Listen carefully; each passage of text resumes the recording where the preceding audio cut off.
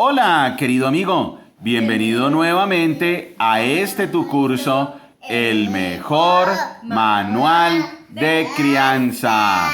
Muy bien, estamos como familia nuevamente reunidos frente a este libro, la Biblia. La Biblia es el mejor manual de crianza y el mejor manual de vida. Vamos por favor a abrir nuestras Biblias en Hechos capítulo 19. Hechos capítulo 19. ¿Lo tenemos? Sí. Muy bien, entonces vamos a empezar. Hechos 19 desde el versículo 1. Mientras Apolos estaba en Corinto, Pablo viajó por las regiones del interior hasta que llegó a Éfeso en la costa, donde encontró a varios creyentes. ¿Recibieron el Espíritu Santo cuando creyeron?, les preguntó. No, contestaron. Ni siquiera hemos oído que hay un Espíritu Santo. Entonces, ¿qué bautismo recibieron?, preguntó. Y ellos contestaron, el bautismo de Juan. Pablo dijo, el bautismo de Juan exigía arrepentirse del pecado, pero Juan mismo le dijo a la gente que creyera en el que vendría después, es decir, en Jesús. En cuanto oyeron esto, fueron bautizados en el nombre del Señor Jesús. Después, cuando Pablo les impuso las manos, el Espíritu Santo descendió sobre ellos y hablaron en otras lenguas y profetizaron. Había unos 12 hombres en total. Muy bien, ya hemos dicho entonces que este pasaje significa lo siguiente. Pablo llega a Éfeso y hay unos hombres que no han recibido el mensaje completo, solo recibieron el mensaje de arrepentimiento y creer en Dios. Arrepentimiento y volverse a Dios no es suficiente porque se necesita el mensaje completo, que es que Jesucristo es el único camino al Padre. Y entonces cuando ellos reciben el mensaje completo de que es a través de Jesucristo, entonces reciben el Espíritu Santo y aquí se marca un nuevo hito en la venida del Espíritu Santo, en la conformación de la iglesia. Muy bien, eso ya quedó claro. Vamos a continuar la lectura ahora en el versículo 8. Luego, Pablo fue a la sinagoga y predicó con valentía durante los siguientes 3 meses, discutiendo persuasivamente sobre el reino de Dios. Pero algunos se pusieron tercos, rechazaron el mensaje y hablaron públicamente en contra del camino. Así que Pablo salió de la sinagoga y se llevó a los creyentes con él. Entonces asistía diariamente a la sala de conferencias de Tirano, donde exponía sus ideas y debatía. Esto continuó los siguientes 2 años, de modo que gente de toda la provincia de Asia, tanto judíos como griegos, oyó la palabra del Señor. Dios le dio a Pablo el poder para realizar milagros excepcionales. Cuando ponían sobre los enfermos pañuelos o delantales que apenas habían tocado la piel de Pablo, quedaban sanos de sus enfermedades y los espíritus malignos salían de ellos. Un grupo de judíos viajaba de ciudad en ciudad expulsando espíritus malignos. Trataban de usar el nombre del Señor Jesús en sus conjuros y decían, te ordeno en el nombre de Jesús, de quien Pablo predica, que salgas. 7 de los hijos de Esceva, un sacerdote principal, hacían esto. En una ocasión que lo intentaron, el espíritu maligno respondió, conozco a Jesús y conozco a Pablo, pero ¿quiénes son ustedes? Entonces, el hombre con el espíritu maligno se lanzó sobre ellos, logró dominarlos y los atacó con tal violencia que ellos huyeron de la casa desnudos y golpeados. Esta historia corrió velozmente por toda Éfeso, entre judíos y griegos por igual. Un temor solemne descendió sobre la ciudad y el nombre del Señor Jesús fue honrado en gran manera. Muchos de los que llegaron a ser creyentes confesaron sus prácticas pecaminosas. Varios de ellos que practicaban la hechicería trajeron sus libros de conjuros y los quemaron en una hoguera pública. El valor total de los libros fue de 50,000 monedas de plata. Y el mensaje acerca del Señor se extendió por muchas partes y tuvo un poderoso efecto. Tiempo después, Pablo se vio obligado por el Espíritu a pasar por Macedonia y Acaya antes de ir a Jerusalén. Y después de eso dijo, tengo que ir a Roma. envió a sus 2 asistentes, Timoteo y Erasto, a que se adelantaran a Macedonia, mientras que él se quedó un poco más de tiempo en la provincia de Asia. Aquí en este relato también vemos el poder sobrenatural que tenía el apóstol Pablo. Eso lo que muestra son sus credenciales como directo testigo de Jesucristo, como directo apóstol de Jesucristo. Vamos ahora por el versículo 23. Por ese tiempo se generó un gran problema en Éfeso con respecto al camino. Aquí quiere decir que el apóstol Pablo ya lleva alrededor de 2 años y medio, más o menos, en Éfeso. Y entonces, en ese tiempo en el que el apóstol Pablo ya había trabajado en el Instituto Bíblico, allá en la escuela de Tirano, ya había la provincia de Asia, había escuchado el Evangelio. Ahora miren lo que pasó. Un problema con respecto al camino. Comenzó con Demetrio, un platero que tenía un importante negocio de fabricación de templos de plata en miniatura de la diosa griega Artemisa. Él les daba trabajo a muchos artesanos. Los reunió a todos junto con otros que trabajaban en oficios similares y les dirigió las siguientes palabras. Caballeros, ustedes saben que nuestra riqueza proviene de este negocio. Pero como han visto y oído, este tal Pablo ha convencido a mucha gente al decirles que los dioses hechos a mano no son realmente dioses, y no solo lo ha hecho en Éfeso, sino también por toda la provincia. Por supuesto que no solo hablo de la pérdida del respeto público para nuestro negocio, también me preocupa que el templo de la gran diosa Artemisa pierda su influencia y que Artemisa, esta magnífica diosa adorada en toda la provincia de Asia y en todo el mundo, se le despoje de su gran prestigio. Al oír esto montaron en cólera y comenzaron a gritar: «¡Grande es Artemisa de los Efesios!». Pronto toda la ciudad se llenó de confusión. Todos corrieron al anfiteatro arrastrando a Gayo y Aristarco, los compañeros de viaje de Pablo que eran macedonios. Pablo también quiso entrar, pero los creyentes no lo dejaron. Algunos de los funcionarios de la provincia, amigos de Pablo, también le enviaron un mensaje para suplicarle que no arriesgara su vida por entrar en el anfiteatro. Adentro era un griterío. Algunos gritaban una cosa y otros otra. Todo era confusión. De hecho, la mayoría ni siquiera sabía por qué estaba allí. Los judíos de la multitud empujaron a Alejandro hacia adelante y le dijeron que explicara la situación. Él hizo señas para pedir silencio e intentó hablar. Pero cuando la multitud se dio cuenta de que era judío, empezaron a gritar de nuevo y siguieron sin parar como por 2 horas. «¡Grande es Artemisa de los Efesios! ¡Grande es Artemisa de los Efesios!». Por fin el alcalde logró callarlos lo suficiente para poder hablar. «Ciudadanos de Éfeso», les dijo, «todos saben que la ciudad de Éfeso es la guardiana oficial del templo de la gran Artemisa, cuya imagen nos cayó del cielo. Dado que esto es un hecho innegable, no deberían perder la calma ni hacer algo precipitado. Ustedes han traído a estos hombres aquí, pero ellos no han robado nada del templo ni tampoco han hablado en contra de nuestra diosa.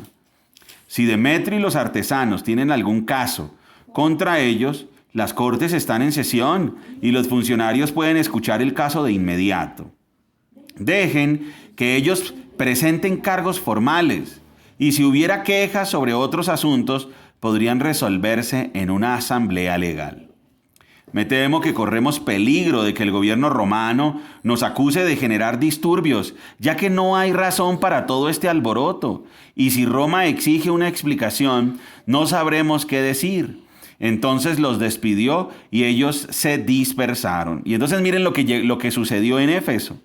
Resulta que, claro, el apóstol Pablo tenía su instituto bíblico allá en Éfeso, la provincia de Asia venía a adorarlo.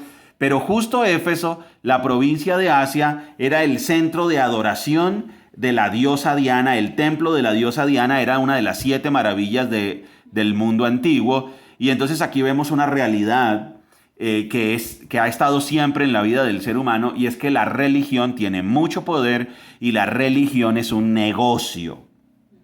Claro, Demetrio y los artesanos dijeron, bueno, si esta gente sigue predicando esto, pues realmente nuestro negocio se va a ver afectado. A ellos no les importaba la fe de las personas, no les importaba nada, porque la religión es un negocio. Y entonces aquí, claro, vender réplicas del templo, vender réplicas de la diosa Diana, pues era un negocio y es algo que siempre está en la mayoría de religiones o de cultos, ¿no? Y es que siempre se vende algo. Se vende una estatuilla, una manecita, una cadena, un recordatorio, y eso factura millones y millones de dólares actualmente. Cualquier ruta religiosa factura millones y millones de dólares, y el mensaje era muy sencillo. El mensaje nunca fue contra la diosa Diana. El apóstol Pablo no predicó contra la diosa Diana, y eso lo dijo el alcalde. Les dijo, no, es que ellos no han predicado contra la diosa Diana ni contra el templo. Ellos simplemente han predicado acerca de que no son dioses los que se hacen con las manos. Eso lo dijo el mismo Demetrio.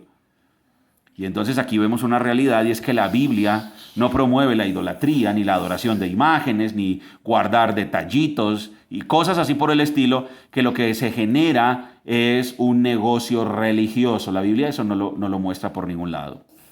Vemos aquí también lo maleables que son las masas. Gritaban y no tenían ni idea por qué gritaban. Unos gritaban una cosa, otros gritaban otra, otros gritaban grandes Artemisa de los Efesios, pero no tenían ni idea por qué estaban gritando eso. Bien, interesante. Así termina el ministerio del apóstol Pablo en ese tercer viaje misionero en Éfeso. Vamos ahora, capítulo 20.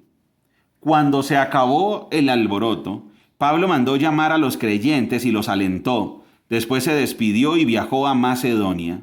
Mientras estuvo allí, animó a los creyentes en cada pueblo que atravesó. Luego descendió a Grecia, donde se quedó 3 meses.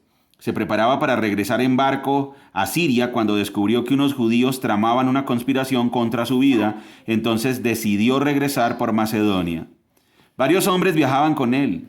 Sus nombres eran Sópater, hijo de Pirro, de Berea, Aristarco y Segundo de Tesalónica, Gallo de Derbe, Timoteo, también Tíquico y Trófimo de la provincia de Asia. Ellos se adelantaron y nos esperaron en Troas. Finalizada la Pascua, subimos a un barco en Filipos de Macedonia y 5 días después nos reencontramos con ellos en Troas, donde nos quedamos una semana. El primer día de la semana nos reunimos con los creyentes locales para participar de la cena del Señor. Pablo les estaba predicando y como iba a viajar el día siguiente, siguió hablando hasta la medianoche. El cuarto de la planta alta donde nos reuníamos, estaba iluminado con muchas lámparas que titilaban. Como Pablo hablaba y hablaba, a un joven llamado Eutico, que estaba sentado en el borde de la ventana, le dio mucho sueño. Finalmente se quedó profundamente dormido y se cayó desde el 3er piso y murió. Pablo bajó, se inclinó sobre él y lo tomó en sus brazos. No se preocupen, les dijo, está vivo. Entonces todos regresaron al cuarto de arriba, participaron de la cena del Señor y comieron juntos. Pablo siguió hablándoles hasta el amanecer y luego se fue. Mientras tanto, llevaron al joven a su casa ileso y todos sintieron un gran alivio. Pablo viajó por tierra hasta Asón, donde había arreglado que nos encontráramos con él, y nosotros viajamos por barco. Allí él se unió a nosotros, y juntos navegamos a Mitilene. Al otro día navegamos frente a la isla de Quío, al día siguiente cruzamos hasta la isla de Samos, y un día después llegamos a Mileto. Pablo había decidido navegar sin detenerse en Éfeso porque no quería pasar más tiempo en la provincia de Asia. Se apresuraba a llegar a Jerusalén de ser posible para el festival de Pentecostés. Cuando llegamos a Mileto, Pablo envió un mensaje a los ancianos de la iglesia de Éfeso para pedirles que vinieran a su encuentro. Cuando llegaron, Pablo declaró, ustedes saben que desde el día que pisé la provincia de Asia hasta ahora, he hecho el trabajo del Señor con humildad y con muchas lágrimas. He soportado las pruebas que me vinieron como consecuencia de las conspiraciones de los judíos. Nunca me eché para atrás a la hora de decirles lo que necesitaban oír, ya fuera en público o en sus casas. He tenido un solo mensaje para los judíos y los griegos por igual: la necesidad de arrepentirse del pecado, de volver a Dios y de tener fe en nuestro Señor Jesucristo. Ahora estoy obligado por el Espíritu a ir a Jerusalén. No sé lo que me espera allí. Solo que el Espíritu Santo me dice en ciudad tras ciudad me esperan cárcel y sufrimiento, pero mi vida no vale nada para mí a menos que la use para terminar la tarea que me asignó el Señor Jesús. La tarea de contarles a otros la buena noticia acerca de la maravillosa gracia de Dios. Y ahora sé que ninguno de ustedes a quienes les he predicado del reino volverá a verme. Declaro hoy que he sido fiel. Si alguien sufre la muerte eterna, no será culpa mía, porque no me eché para atrás a la hora de declarar todo lo que Dios quiere que ustedes sepan. Entonces cuídense a sí mismos y cuiden al pueblo de Dios. Alimenten y pastoreen al rebaño de Dios, su iglesia comprada con su propia sangre, sobre quien el Espíritu Santo los ha designado ancianos. Sé que después de mi salida vendrán en medio de ustedes falsos maestros como lobos rapaces y no perdonarán al rebaño. Incluso algunos hombres de su propio grupo se levantarán y distorsionarán la verdad para poder juntar seguidores. Cuidado, recuerden los 3 años que pasé con ustedes, de día y de noche, mi constante atención y cuidado, así como mis muchas lágrimas por cada uno de ustedes.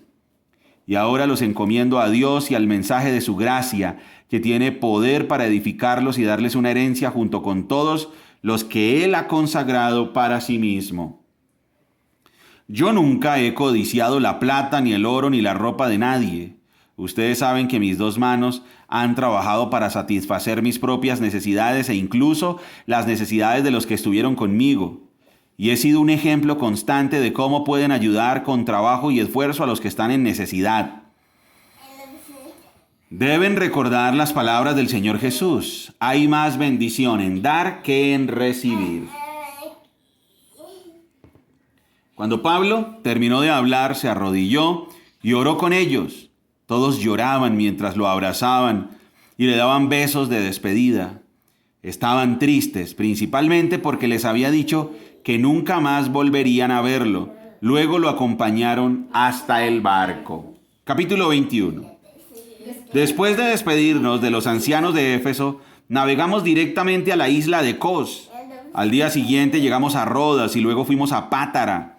Allí abordamos un barco que iba a Fenicia. Divisamos la isla de Chipre. La pasamos por nuestra izquierda y llegamos al puerto de Tiro, en Siria, donde el barco tenía que descargar. Desembarcamos, encontramos a los creyentes del lugar y nos quedamos con ellos una semana. Estos creyentes profetizaron por medio del Espíritu Santo que Pablo no debería seguir a Jerusalén. Cuando regresamos al barco al final de esa semana, toda la congregación, incluidas las mujeres y los niños, salieron de la ciudad y nos acompañaron a la orilla del mar. Allí nos arrodillamos, oramos y nos despedimos. Luego abordamos el barco y ellos volvieron a casa. Después de dejar Tiro, la siguiente parada fue Tolemaida, donde saludamos a los hermanos y nos quedamos un día. Al día siguiente continuamos hasta Cesarea y nos quedamos en la casa de Felipe el evangelista, uno de los 7 hombres que habían sido elegidos para distribuir los alimentos. Tenía 4 hijas solteras que habían recibido el don de profecía. Varios días después, llegó de Judea un hombre llamado Ágabo, quien también tenía el don de profecía. Se acercó, tomó el cinturón de Pablo y se ató los pies y las manos. Luego dijo: el Espíritu Santo declara: de esta forma será atado el dueño de este cinturón por los líderes judíos en Jerusalén y entregado a los gentiles. Cuando lo oímos, tanto nosotros como los creyentes del lugar le suplicamos a Pablo que no fuera a Jerusalén. Pero él dijo: ¿por qué todo este llanto? Me parten el corazón. Yo estoy dispuesto no solo a ser encarcelado en Jerusalén, sino incluso a morir por el Señor Jesús. Al ver que era imposible convencerlo, nos dimos por vencidos y dijimos que se haga la voluntad de Dios. Después de esto, empacamos nuestras cosas y salimos hacia Jerusalén. Algunos creyentes de Cesarea nos acompañaron y nos llevaron a la casa de Mnasón, un hombre originario de Chipre y uno de los primeros creyentes. Cuando llegamos, los hermanos de Jerusalén nos dieron una calurosa bienvenida. Al día siguiente, Pablo fue con nosotros para encontrarnos con Santiago, y todos los ancianos de la iglesia en Jerusalén estaban presentes. Después de saludarlos, Pablo dio un informe detallado de las cosas que Dios había realizado entre los gentiles mediante su ministerio. Después de oírlo, alabaron a Dios. Luego dijeron: tú sabes, querido hermano, cuántos miles de judíos también han creído y todos ellos siguen muy en serio la ley de Moisés. Pero se les ha dicho a los creyentes judíos de aquí en Jerusalén que tú enseñas a todos los judíos que viven entre los gentiles que abandonen la ley de Moisés. Ellos han oído que les enseñas que no circunciden a sus hijos. Espérate un segundo. Espérate, María. Un segundo. Sigamos. Entonces tenemos aquí. Vamos al día siguiente. ¿Dónde voy? Ok, vamos al versículo 21. Pero se les ha dicho a los creyentes judíos de aquí de Jerusalén que tú enseñas a todos los judíos que viven entre los gentiles que abandonen la ley de Moisés. Ellos han oído que les enseñas que no circunciden a sus hijos ni que practiquen otras costumbres judías que debemos hacer. Seguramente se van a enterar de tu llegada. Queremos que hagas lo siguiente. Hay entre nosotros 4 hombres que han cumplido su voto. Acompáñalos al templo y participa con ellos en la ceremonia de purificación y paga tú los gastos para que se rapen la cabeza según el ritual judío. Entonces todos sabrán que los rumores son falsos y que tú mismo cumples las leyes de Moisés. En cuanto a los creyentes gentiles, ellos deben hacer lo que ya les dijimos en una carta: abstenerse de comer alimentos ofrecidos a ídolos, de consumir sangre o la carne de animales estrangulados y de la inmoralidad sexual. Así que al día siguiente, Pablo fue al templo con los otros hombres. Ya comenzado el ritual de purificación, anunció públicamente la fecha en que se cumpliría el tiempo de los votos y se ofrecerían sacrificios por cada uno de los hombres. Cuando estaban por cumplirse los 7 días del voto, unos judíos de la provincia de Asia vieron a Pablo en el templo e incitaron a una turba en su contra.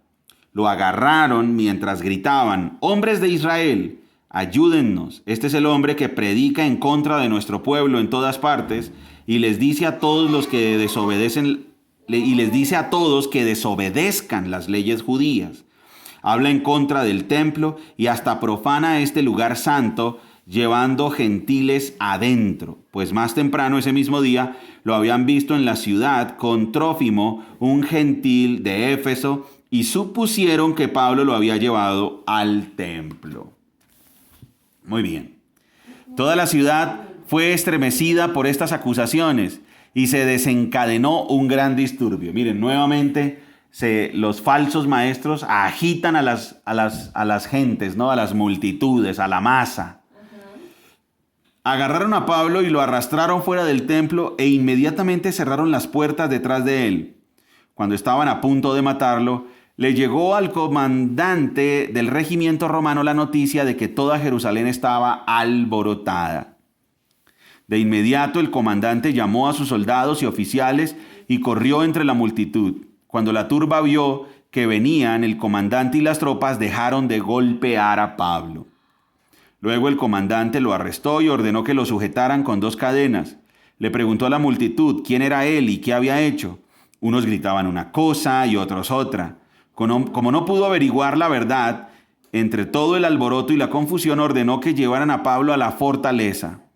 Cuando Pablo llegó a las escaleras, la turba se puso tan violenta que los soldados tuvieron que levantarlo sobre sus hombros para protegerlo. Y la multitud seguía gritando desde atrás: mátenlo, mátenlo. Cuando estaban por llevarlo adentro, Pablo le dijo al comandante: ¿puedo hablar con usted? ¿Hablas griego?, le preguntó el comandante sorprendido. ¿No eres tú el egipcio que encabezó una rebelión hace un tiempo y llevó al desierto a 4,000 miembros del grupo llamado los Asesinos? No, contestó Pablo. Soy judío y ciudadano de Tarso de Cilicia, que es una ciudad importante. Por favor, permítame hablar con esta gente. El comandante estuvo de acuerdo. Entonces Pablo se puso de pie en las escaleras e hizo señas para pedir silencio. Pronto un gran silencio envolvió la multitud. Y Pablo se dirigió a la gente en su propia lengua, en arameo. Muy bien, estamos leyendo entonces Hechos y hemos terminado de leer el capítulo 21. Maravilloso, seguimos avanzando en este libro de Hechos que nos muestra 2 enseñanzas muy importantes, que es la dependencia absoluta en las Sagradas Escrituras y la dependencia absoluta en el poder del Espíritu Santo. Cosas interesantes e importantes que nosotros como familia debemos tener en cuenta. Y es que el libro de Hechos está ratificando que la Biblia es verdad y que el cristianismo es verdad.